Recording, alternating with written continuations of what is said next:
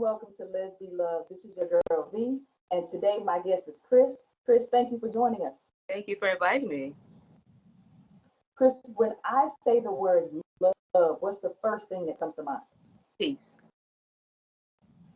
No Peace. one's ever said that. Wow, why peace? Because peace is very important. Without peace is love. People say love is pain. I don't think love's supposed to. Yes, can be painful, but I think love should bring you peace.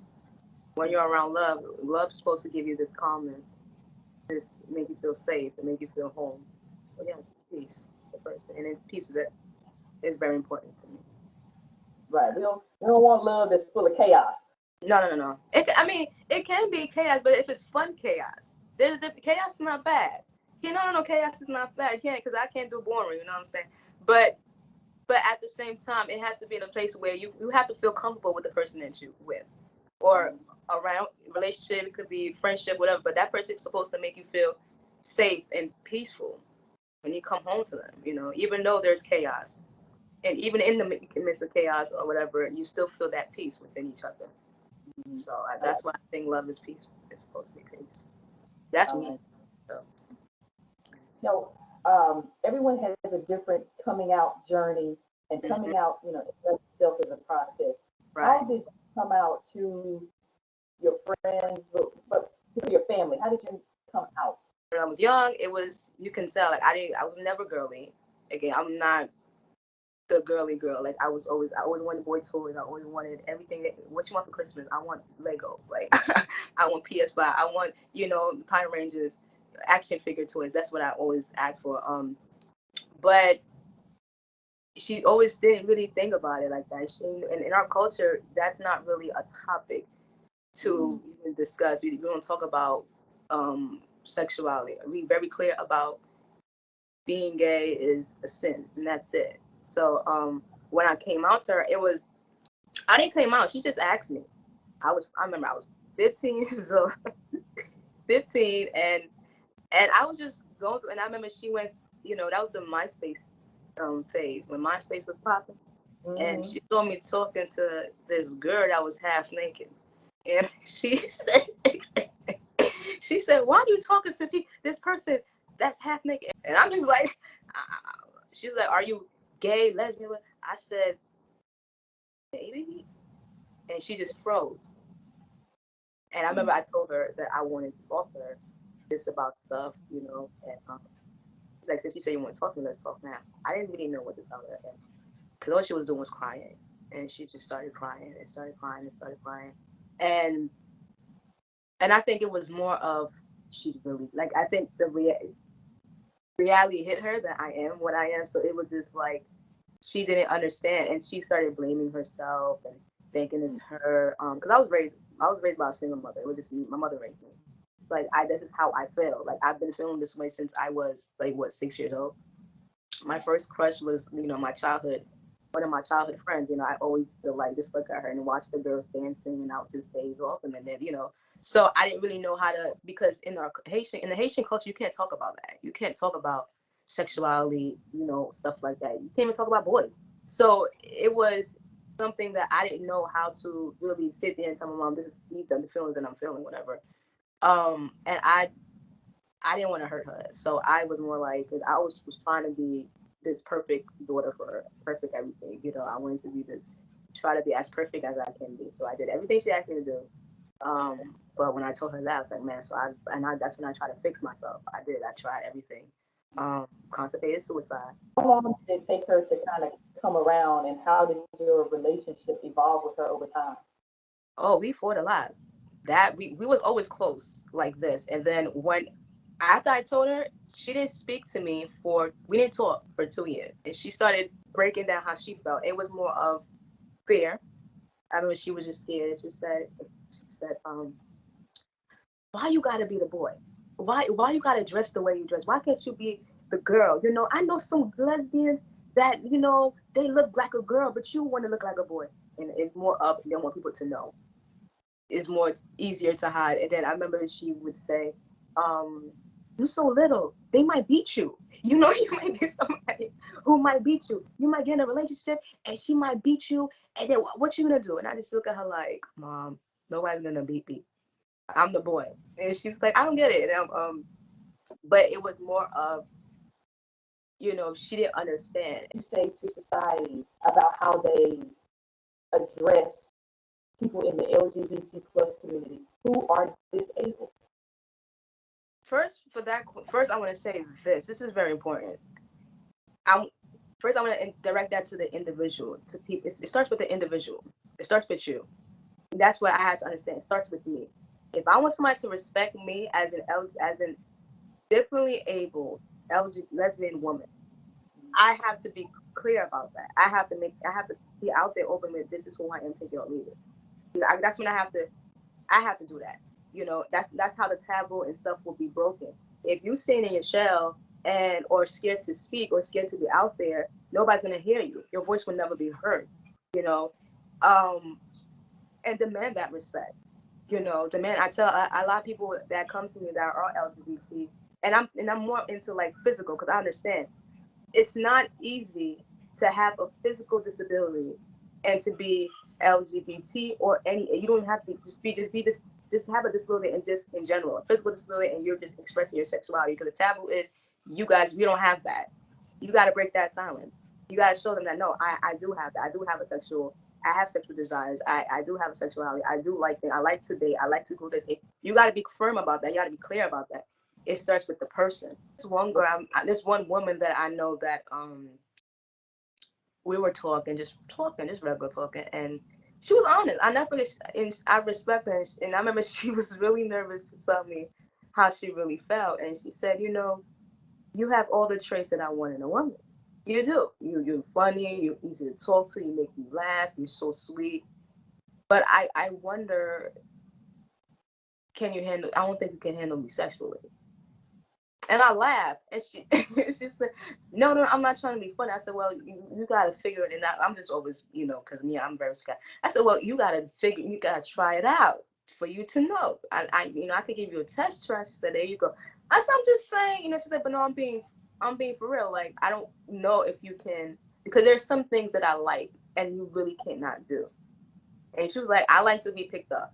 I like to be pulled against the wall and stuff like that. I like kinky stuff." So I'm like, "Oh, okay." But I completely respect her. Mm-hmm. I said, you know, and I told her, I said, I wish females were honest like that. People were more honest, because it's real. And that's the honest truth. Okay, there's some things that I can't do that you probably, your other ex-girlfriend, you probably did or whatever. I can't do that. You know, can you compromise and understand that? Will you be able to deal with that? Or would you be able to learn something? Like, you can teach me certain ways. You can actually think, you know, maybe you want to make it more kinky. You know, people are so amazed by, oh, she's so strong. She's very attractive. Oh my goodness, you have this. I like that. But there are days, on the days when I'm like, sometimes I would say, and I have moments like that where I wish I wasn't disabled. I would say that.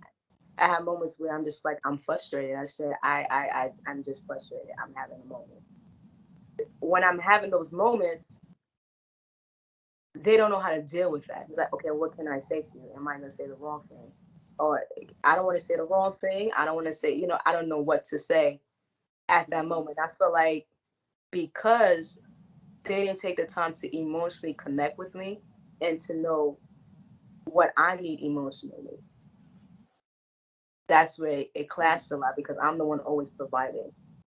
Because I have a physical disability, right? But I'm a stud. But how can you protect me? How you can defend me? How can you fight? You understand what I'm saying? So you can't do none of these things. So it's okay for them to probably talk to a girl in front of me, or another stud in front of me, or flirt, whatever the case is. She's not gonna do nothing. What can she do? You get what I'm saying? So it's like I got in a situation where I was like, oh, okay.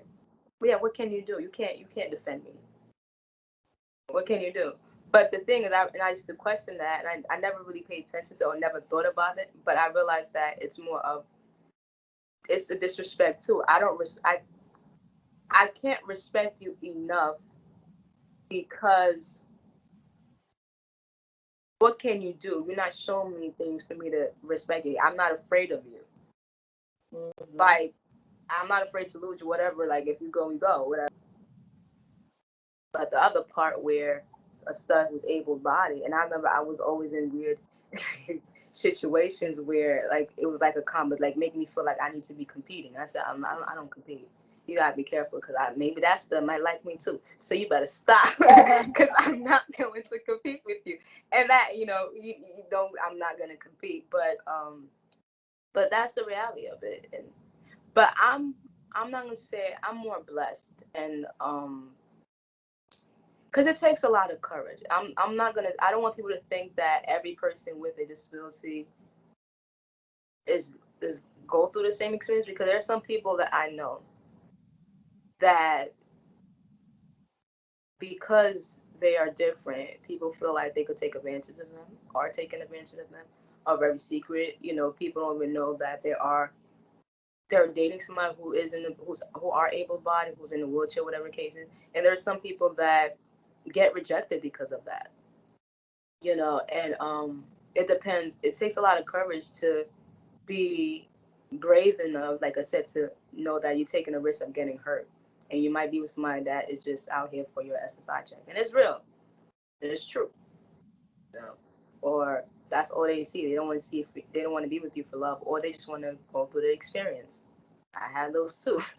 I'm so blunt. I said, "Do you just want to have sex with me?" And they were like, "What? Why would you?" Because it's real. Because some people, they just want that. They just want to be experienced that I had sex with somebody with a physical disability, and this was my experience. I had that before, and and I can catch when it's just that, because later on when we're in public, they treat me completely different. It's like we're friends. Like, oh, okay, now I'm your friend. It's like, I want to keep you until I find somebody. Now, when I realized, I said, no, you're not. You can't do that to me. And that's an issue too, because they get surprised. They think I'm gonna sit there and be like I'm desperate. And I tell people, I say I'm not desperate. I'm real quick to tell them. I say there's somebody else on the other line that's waiting to try me out. So you got a choice. You got to make. Some people accept certain terms, like I say, disabled, handicap. I don't like that term. Some people with disability accept that. I don't accept that because I understand it. Where my process tell me I am not in bondage. I'm not broken. I'm not all these things that. Because if you go to the dictionary, you look up disabled, handicap, crippled, it means you incapable, you broken, you stuck. That's what it means. I'm none of these things. I could be stuck sometimes when I want to be lazy, but that's not who I am. You get what I'm saying? That's not who I am, and I refuse to be that. That's just for me. Mm-hmm. The next person. For people who are first able-bodied people, I'm not gonna say, because my thing is I don't believe in changing people. I feel like it's educating. It's okay that you have questions. It's okay that people call it ignorant for you asking a simple question like, "Can you have sex? Can you do this?" It's okay to ask these questions. One thing I do is I allow people to ask me questions, even though it could be the most stupidest question ever. I let them ask me because I understand that's how we can learn each other. Because there's some questions with me. I see a disabled person. I don't know. I ask them questions too because I don't know. You know what I'm saying? Because we're different. I could be more independent or more physically, have more mobility than others, and some might not. Okay. But questions are good. Ask questions. I am human. I have feelings just like you. I have wants and needs just like you. I want to be respected just like you. I am human. I'm not perfect. I'm not desperate for love, or we're not desperate for love, or think that it's you feel sorry for us, whatever. No, we're human. The same way you have feelings, we have feelings too, and we want that's me. For me, that's what I want people to see. Like, I'm human, so I have needs too, and that's very important to me. Like, I'm human. Like, don't think that I'm gonna be this, submissive or not submissive, but just because I have physical disability, this is the way I'm gonna act. Whatever you have in your mind or perspective of people with disability should be. Underneath it all, I'm a human. I love it. I love it. So yeah. Well, thank you so much for sharing your perspective. Thank you. Thank you for inviting me, and thank you for allowing this topic to be on your show. So I really appreciate it because you're the first. I mean, and I hope that more people who are LGBT in the community, who are differently able, speak and tell their story. And as always, as I always say on Let's Be Love, let's be the love that you want to see in this world. Yes, I like that.